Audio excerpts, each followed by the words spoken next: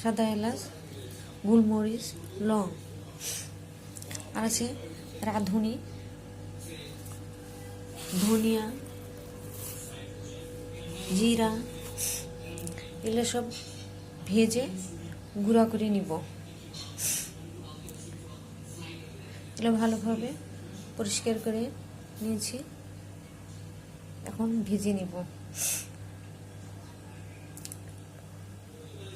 আপনারা এইভাবে মশলা করতে পারেন, বাজার থেকে না কিনে এনে সব কিছু এইভাবে কিনে নিয়ে এসে পরে মশলা করে নেবেন।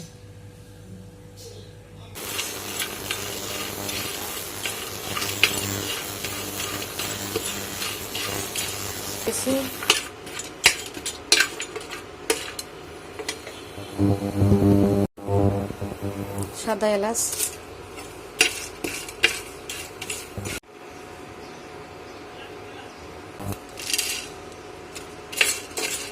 নিয়েছি। এটা হলো জিরার গুঁড়া, এই যে গুঁড়ো করে নিয়েছি। এটা ধনিয়ার গুঁড়া,